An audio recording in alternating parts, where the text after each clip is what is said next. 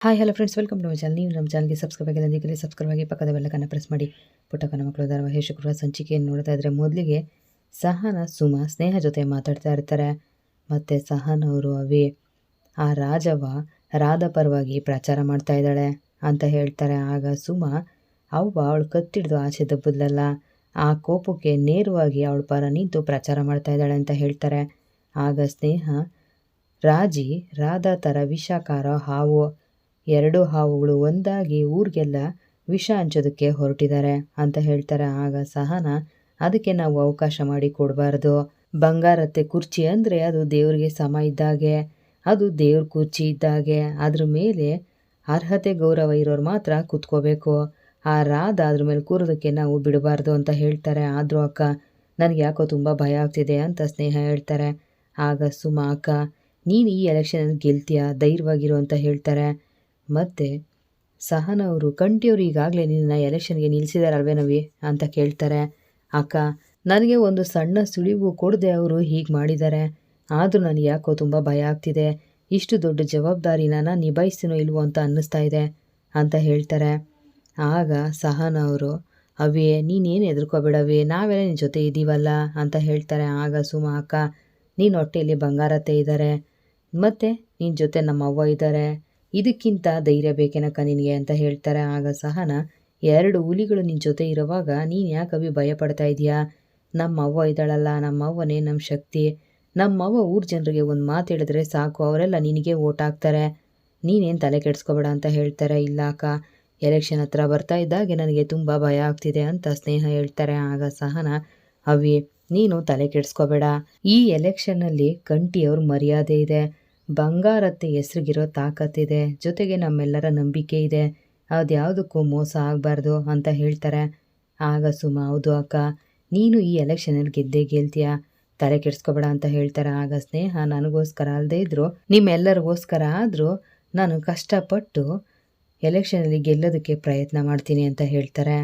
ಆಗ ಸಹನವರು, ನೀನು ಕಷ್ಟಪಡೋ ಅವಶ್ಯಕತೆನೇ ಇಲ್ಲವೇ, ಜನರಿಗೆಲ್ಲ ಅತ್ತೆ ಮೇಲೆ ನಂಬಿಕೆ ಇದೆ ಅಂತ ಹೇಳ್ತಾರೆ. ಆಗ ಸುಮಾ, ಅಕ್ಕ ನೀನು ನಾಳೆ ಜನರ ಮುಂದೆ ಒಂದೆರಡು ಮಾತಾಡು, ಅದರಿಂದ ಜನ ಎಲ್ಲ ನಿನಗೆ ಓಟ್ ಹಾಕ್ತಾರಕ್ಕ ಅಂತ ಹೇಳ್ತಾರೆ. ನಾಳೆಯಿಂದನೇ ಪ್ರಚಾರ ಶುರು ಮಾಡಬೇಕು ಅಂತ ಸಹನ ಹೇಳ್ತಾರೆ. ನೀವು ಹೇಳಿದಾಗೆ ಮಾಡ್ತೀನಿ ಅಂತ ಸ್ನೇಹ ಹೇಳ್ತಾರೆ. ಮತ್ತು ನಂಜಮ್ಮ, ಕಾಳಿ, ಪುರ್ಸಿನ ಫಾಲೋ ಮಾಡಿಕೊಂಡು ರಾಜಿನವ್ರ ಹಿಂದೆನೇ ಬರ್ತಾರೆ. ಅವ್ರು ಮೂವರು ರಾಧನ ಕಟ್ಟಾಕಿರೋ ಜಾಗಕ್ಕೆ ಬರ್ತಾರೆ. ನಂಜವ್ವ, ಈ ದೆವ್ವ ಇಲ್ಲೇ ಇದೆ ನೋಡು ಅಂತ ಕಾಳಿ ಹೇಳ್ತಾರೆ. ಹೌದು ಕಣ್ಲ, ಆ ರಾಜಿ ಮಾತು ಕೇಳಿ ನನಗಂತೂ ತುಂಬ ಭಯ ಆಗಿತ್ತು ಅಂತ ಹೇಳ್ತಾರೆ. ಆಗ ಪುರ್ಸಿ, ಮಮ್ಮಿ ಮಾತಿಗೆ ನೀನು ತಲೆ ಕೆಡ್ಸ್ಕೊಂಡಿದ್ಯಲ್ಲ ನಂಜವ್ವ, ನಿನಗೆ ಏನು ಹೇಳಬೇಕು ಹೇಳೋ ಅಂತ ಹೇಳ್ತಾರೆ.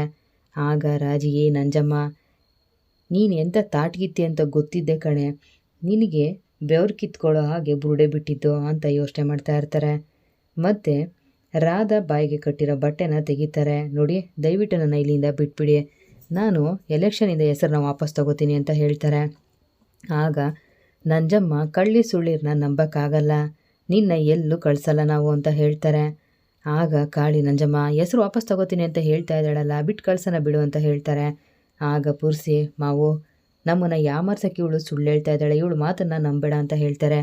ಇಲ್ಲ ಕಣ್ಲ, ಹೆಸರು ವಾಪಸ್ ತಗೋತೀನಿ ಅಂತ ಹೇಳ್ತಾಳಲ್ಲ, ಕಳ್ಸೋಣ ಬಿಡು ಅಂತ ಹೇಳಿ ಹಗ್ಗನ ಬಿಚ್ಚೋದಕ್ಕೆ ಹೋಗ್ತಾರೆ.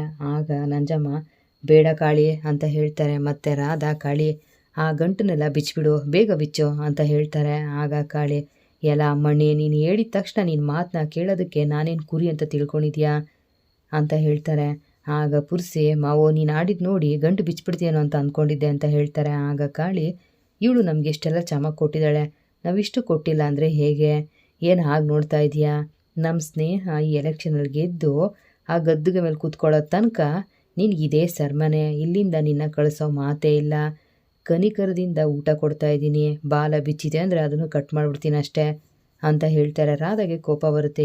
ಕಾಳಿ, ನಾನು ಒಂದು ಸರಿ ಇಲ್ಲಿಂದ ಹೊರಗೋಗ್ಲಿ, ನೀನು ಭಿಕ್ಷೆ ಎತ್ತಬೇಕು, ಆ ರೀತಿ ಮಾಡ್ತೀನಿ ಅಂತ ಯೋಚನೆ ಮಾಡ್ತಾ ಇರ್ತಾರೆ. ಮತ್ತು ಕಾಳಿ, ನಂಜವ್ವ, ಈ ದೆವ್ವನ ನೋಡಿದ್ದಾಯ್ತಲ್ಲ, ಮೊದಲು ಇಲ್ಲಿಂದ ಹೋಗೋಣ ಬಾ ಅಂತ ಹೇಳ್ತಾರೆ. ಹೀಗೆ ಹೋದರೆ ಇವಳು ತಪ್ಪಿಸ್ಕೊಂಡು ಹೋಗ್ತಾಳೆ, ಹಗ್ಗ ಎಲ್ಲ ಲೂಸ್ ಆಗಿದೆ, ಇನ್ನು ಸ್ವಲ್ಪ ಟೈಟ್ ಮಾಡಿ ಅವಳ ಬಾಯಿಗೆ ಬಟ್ಟೆ ಕಟ್ಟಿ ಅಂತ ಹೇಳ್ತಾರೆ. ಮತ್ತು ಅದನ್ನೆಲ್ಲ ಮಾಡಿ ಅವರು ಹೊರಗಡೆ ಬಂದು ಕೀ ಹಾಕ್ಕೊಂಡು ಅಲ್ಲಿಂದ ಹೋಗ್ತಾರೆ. ರಾಜಿ ಅದನ್ನೆಲ್ಲ ನೋಡ್ತಾ ಇರ್ತಾರೆ. ಮತ್ತು ಪುಟ್ಟಕ್ಕನ ಮನೆಯವರೆಲ್ಲ ಸ್ನೇಹ ಪರ ಪ್ರಚಾರ ಮಾಡೋದಕ್ಕೆ ಅಂತ ಗ್ರಾಮ ದೇವತೆ ಗುಡಿ ಹತ್ರ ಬಂದಿರ್ತಾರೆ. ಊರಿನ ಜನ ಎಲ್ಲ ಅಲ್ಲೇ ಇರ್ತಾರೆ. ನಮ್ಮ ಬಂಗಾರ ಇಲ್ಲದೆ ಮೊದಲನೇ ಬಾರಿಗೆ ಪ್ರಚಾರ ಮಾಡ್ತಾ ಇರೋದು. ನಮ್ಮ ಬಂಗಾರ ನಮ್ಮ ಜೊತೆ ಇಲ್ಲ ಅಂದರೆ ಏನಾಯಿತು, ಮಗು ರೂಪದಲ್ಲಿ ಮತ್ತೆ ನಮ್ಮ ಮನೆಗೆ ಬರ್ತಾ ಇದ್ದಾಳೆ. ನೀವೆಲ್ಲ ನನ್ನ ಹೆಂಡತಿ ಸ್ನೇಹ ಅವ್ರಿಗೆ ಓಟ್ ಹಾಕಬೇಕು ಅಂತ ಕಂಟಿ ಹೇಳ್ತಾರೆ. ಆಗ ಸಹನ ಅವರು, ನಿಮ್ಮ ಮೇಲಿರೋ ನಂಬಿಕೆಯಿಂದ ಸ್ನೇಹ ಬಸ್ರಿ ಆಗಿದ್ರು ಅವಳನ್ನ ಎಲೆಕ್ಷನ್ಗೆ ನಿಲ್ಲಿಸಿದ್ದೀವಿ, ನಿಮ್ಮ ಮತ ಸ್ನೇಹಗೆ ಹಾಕಬೇಕು ಅಂತ ಹೇಳ್ತಾರೆ. ಆಗ ಗೋಪಾಲ್ ಅವರು, ಬಂಗಾರಮ್ಮವ್ರನ್ನ ನಾವು ಯಾವತ್ತೂ ಬಿಟ್ಕೊಡ್ಬಾರ್ದು, ಬಂಗಾರಮ್ಮವ್ರ ಸೊಸೆ ಎಲೆಕ್ಷನ್ಗೆ ನಿಂತಿದ್ದಾರೆ, ನೀವೆಲ್ಲ ಅವ್ರಿಗೆ ಓಟ್ ಹಾಕಿ ಗೆಲ್ಲಿಸ್ಬೇಕು ಅಂತ ಹೇಳ್ತಾರೆ. ಆಗ ಪುರ್ಸಿ ಅತ್ತಿಗೆಗೆ ಓಟ್ ಹಾಕಬೇಕು ಅಂತ ಹೇಳ್ತಾರೆ.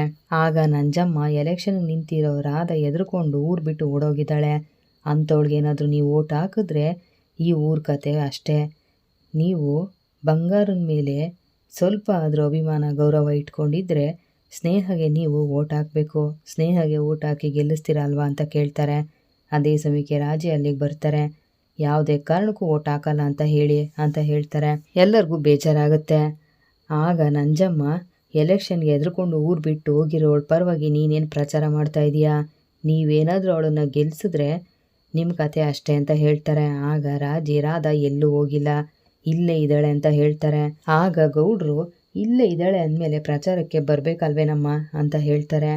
ಈ ಸುಳ್ಬುರ್ಕಿ ಮಾತನ್ನು ಯಾರೂ ಕೇಳಬೇಡಿ, ಗಂಡ ಮಕ್ಕಳೇ ಇವಳ ಮಾತನ್ನು ನಂಬಲ್ಲ ಅಂತ ಹೇಳ್ತಾರೆ. ನೋಡಿ, ನೀವು ಈ ಸ್ನೇಹಗೆ ಓಟ್ ಹಾಕಬೇಡಿ, ಅವಳು ಬೇರೆ ಊರಿನ ಹುಡುಗಿ, ರಾಧ ಈ ಊರಿನ ಹೆಣ್ಮಗಳು, ಅವಳಿಗೆ ಓಟ್ ಹಾಕಬೇಕು ನೀವು. ರಾಧ ಬಂಗಾರಮ್ಮವ್ರ ಸೋದ್ರ ಸೊಸೆ, ಅವ್ರಿಗೆ ಓಟ್ ಹಾಕಿ ಅಂತ ಹೇಳ್ತಾರೆ. ಆಗ ಅಲ್ಲಿರೋರೊಬ್ಬರು, ಸ್ನೇಹ ಬಂಗಾರಮ್ಮವ್ರ ಸೊಸೆ ಅಲ್ವಾ ಅಂತ ಹೇಳ್ತಾರೆ.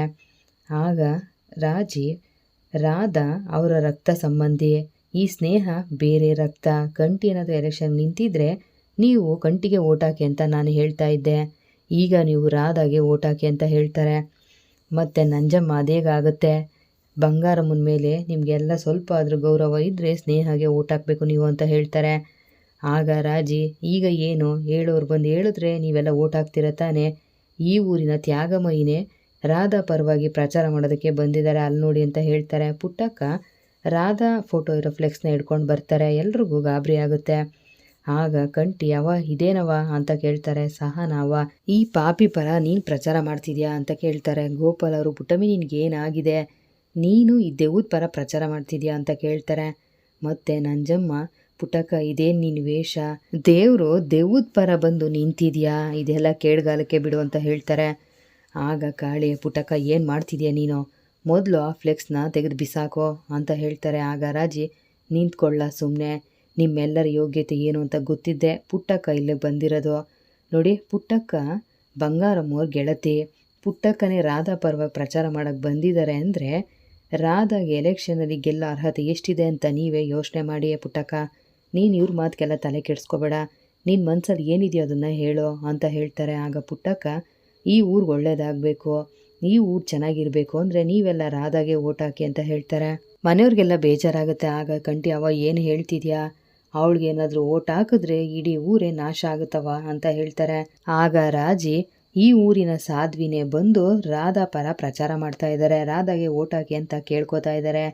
ನೀವೆಲ್ಲ ಸ್ನೇಹನ ತಲೆಯಿಂದ ಕಿತ್ತಾಕಿ ನಮ್ಮ ರಾಧಾಗೆ ಓಟ್ ಹಾಕಿ, ಪುಟ್ಟಕ್ಕನ ಮಾತಿಗೆ ಸ್ವಲ್ಪ ಬೆಲೆ ಕೊಡಿ ಅಂತ ಹೇಳ್ತಾರೆ. ಎಲ್ರಿಗೂ ಬೇಜಾರಾಗುತ್ತೆ. ಆಗ ಊರಿನ ಗೌಡ್ರು, ಅಲ್ಲ ಪುಟ್ಟಕ್ಕ, ಬಂಗಾರಮ್ಮವ್ರ ಬೀಗ್ತಿಯಾಗಿ ನೀನೇ ಮನೆಯವ್ರ ವಿರುದ್ಧ ನಿಂತಿದೆಯಲ್ಲ, ಯಾಕೆ ಹೀಗೆ ಮಾಡ್ತಿದ್ಯಾ ಅಂತ ಕೇಳ್ತಾರೆ. ಮತ್ತು ಅಲ್ಲಿರೋರೊಬ್ಬರು, ಅಲ್ಲ ಪುಟ್ಟಕ್ಕ, ನೀನು ಸ್ನೇಹ ಪರ ಪ್ರಚಾರ ಮಾಡ್ತೀಯ ಅಂತ ಅಂದ್ಕೊಂಡ್ರೆ ನೀನು ಹೀಗೆ ಮಾಡ್ತಿದ್ಯಲ್ಲ ಅಂತ ಕೇಳ್ತಾರೆ. ಆಗ ರಾಜಿ, ನೀನು ಮಾತಾಡೋ ಪುಟ್ಟಕ್ಕ ಅಂತ ಹೇಳ್ತಾರೆ. ಆಗ ಪುಟ್ಟಕ್ಕ, ಈ ಊರಿಗೆ ಒಳ್ಳೇದಾಗಬೇಕು, ಊರು ಚೆನ್ನಾಗಿರಬೇಕು, ನಿಮ್ಮ ಮಕ್ಕಳ ಭವಿಷ್ಯ ಚೆನ್ನಾಗಿರಬೇಕು ಅಂದರೆ ನೀವು ರಾಧಾಗೆ ಓಟ್ ಹಾಕಿ ಅಂತ ಹೇಳ್ತಾರೆ. ಆ ಮಾತು ಕೇಳಿ ಮನೆಯವ್ರಿಗೆಲ್ಲ ಬೇಜಾರಾಗುತ್ತೆ. ರಾಜಿ ನಗ್ತಾ ಇರ್ತಾರೆ. ಇಲ್ಲಿಗೆ ಪುಟ್ಟಕ್ಕನ ಮಕ್ಕಳ ಧಾರಾವಾಹಿ ಶುಕ್ರವಾರ ಸಂಚಿಕೆ ಮುಕ್ತಾಯ ಆಗುತ್ತೆ. ಮುಂದಿನ ವಿಡಿಯೋಗೆ ದಯವಿಟ್ಟು ನಮ್ಮ ಚಾನಲ್ ಸಬ್ಸ್ಕ್ರೈಬ್ ಮಾಡಿ, ವಿಡಿಯೋ ಲೈಕ್ ಮಾಡಿ, ಶೇರ್ ಮಾಡಿ. Thank you.